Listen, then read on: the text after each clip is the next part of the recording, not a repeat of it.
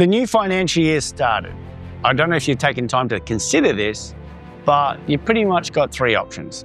One, you're winding down or going backwards. Two, you're going to stay the same and keep doing the same thing. Or three, you're looking to grow this year. Considering that it's halfway through the year, but now financial year starts in July, more than likely you've got some momentum.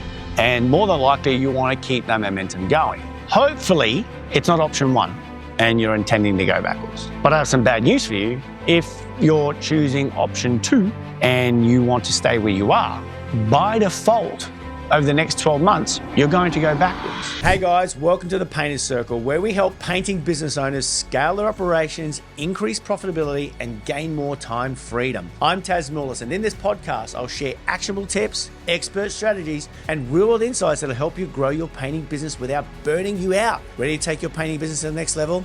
Let's go. Oh yeah! Because nothing stays where it is. If you haven't noticed, things keep going up, whether it be insurance, super, labor, materials, fuel, everything is going up. So if your intention and your goal in your business is to stay the same while everything keeps going up, by default, you are option one and you're going backwards. So potentially you're in option three and you want to grow. We had this question in our business in QPaint at the beginning of the year. And if I want to ask it to you, if you could wave a magic wand over your business, so the number of clients coming in, number of sales coming in would double overnight. How would that feel like to you? Would you be super excited if your business, if all the jobs doubled overnight? Would you be ready for it? Or would you be a little bit concerned that, holy crap, I don't have staff, I don't have capacity, I'm already working all the hours I have in a week. And now if I double it, I'm probably going to have to work double the amount of hours in the week. What does that sound like to you? What does it feel like to you if your business was to double? Wave the magic wand, double. That's the exact same question I asked with our team at the beginning of the year. If we went to QPaint and over the next 2 years, I want to double our business, does the existing business handle it? Can the existing infrastructure or can our business model handle it? For us, the answer was no, it can't handle it. That is the question I'm asking to you. Now, maybe you don't want to double your business, but more than likely, if you're in the game of business and you're in the game for a long time, you're looking to improve year on and year out, which means you're looking to grow every single year, because if you don't and stay where you are, you're going to go backwards by default.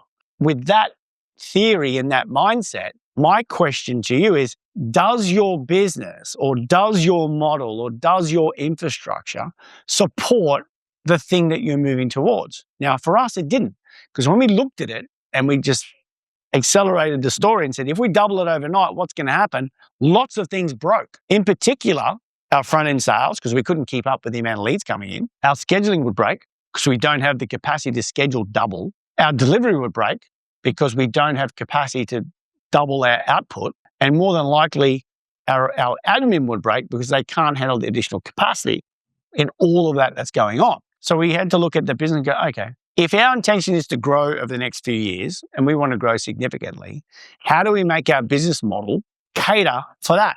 And we really had to look at the business. And ultimately what we did is we looked at it and went, you know what, rather than as typical businesses do, they keep moving through the years and they keep adding a new thing, like a new system, a new process, a new tool, a new software, whatever happens to be, they keep adding it. But eventually, this thing is a bit of a Frankenstein. Now, in our business, although it's not a Frankenstein, it is lots of things put together that ultimately we have a lot of duplication and we still have a lot of manual interaction, even though we use a lot of technology and we use a lot of automation. So my number one goal when I sat down with the team and go, okay, what we're going to do, and you may have this or you may not have this in your business. We do not have an actual blueprint of what this business looks like. Now, we have a lot of processes, workflows, lucid charts of bits and pieces of the business, but I don't have, or we don't have, lack of better description, the architecture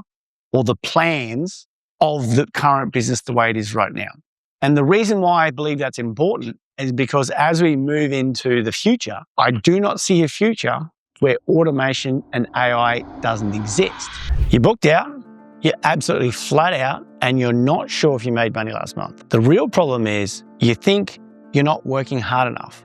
Most painters feel like by working harder, doing more hours, doing more jobs, doing more marketing, grinding a bit harder, they're going to fix that problem. It's never about working harder, it's about working smarter, and you're never going to outwork a poor visibility problem. PainterOS Accelerator is built to end the guessing. It is a target hitting program. It's an ecosystem for business owners to come into to ensure, one, they've set the right targets for their business, and two, show them how to hit those targets. One thing I know to be true, having coached hundreds and hundreds of painting business owners, once we're able to give the right information at the right time to that business owner, they typically know what to do. This fills that gap. The number one thing we want to help business owners is having predictable and consistent revenue and run profitable businesses. We have a tool called Tradie Pipeline.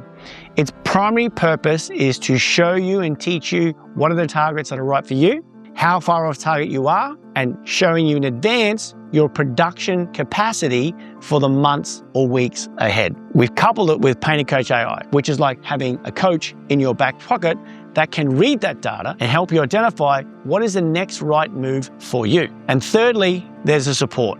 There's 90 days of onboarding support plus a community. This is not coaching, this is not a CRM, and this is not job management.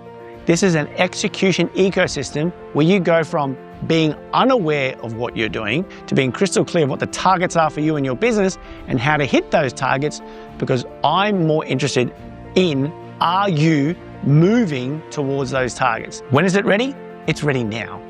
If this is important to you, making money, better revenue, consistent profits, PainterOS Accelerator could be the right tool for you. Now back to the podcast. If that is, in my world, I believe to be true, then it makes sense that we need in our business to know what is the actual blueprints for our business. So what we've been working on for 3 months is documenting every single step, the client journey from beginning all the way to end, mapping this out beginning to end, because before we do anything, we need to identify what is it that the model that we have does. Because for us to accelerate, we need to first stop doing the things that don't work. Because guess what? In your business and in my business and in all the businesses I talk to, as we're building them and growing them, what I used to do back when we were doing 300 grand a year or 500 or $1 million or $2 billion a year, I don't need to do that stuff anymore. I've moved on to higher activities, and same with other people in the business. So potentially we are working on things still that probably shouldn't exist anymore.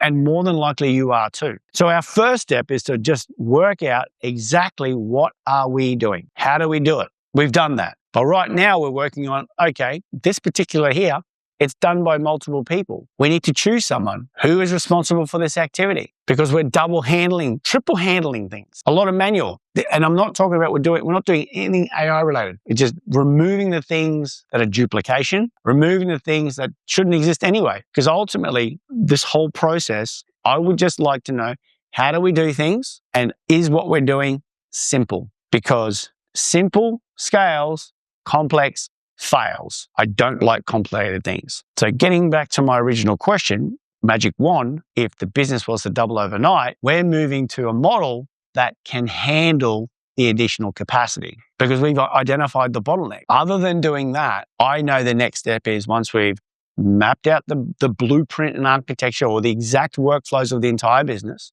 we've removed distractions and eliminated things that don't work or duplication. I know right now we're adding a little bit of automation, which is not that complicated, just to make things less manual, that we will look at it and then start looking at improving it. Now, whether we use AI or not, I'm unsure. I'm pretty sure we are because we've built one. But this is a question I want you to ask of your business. If in your business, you're starting the financial year and your intention is to get better and grow and not stay where you are and go backwards, thinking that thought process through 12 months or 2 years or 3 years, does your business right now, can it handle that workload, that capacity?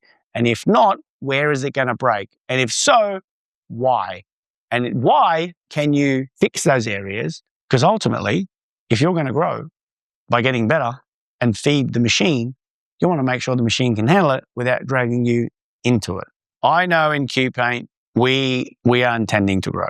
But I also am very clear that there's no point in putting more in if it just creates more friction and complication. It's way easier to go, okay, what are we doing now? Let's remove the duplication and manual handling, simplify the process so my team doesn't get overwhelmed because our current workflows are not only insufficient, are just more work than they have to be. So I'm really interested to know, what is your goal for the next 12, 24, or 36 months? Hopefully it is to get better. And by getting better, you're going to grow, because I don't want you to go backwards. Anyway, stay cool, be well, and as usual, see you on the interwebs. Bye. Hey guys, if you got value from today's episode, make sure to subscribe so you never miss expert tips. If you want some support, check out the link in the show notes and see how we can help you. Don't forget to follow us on socials @PainterCoach. Stay cool, be well, and as usual, see you on the interwebs. Bye.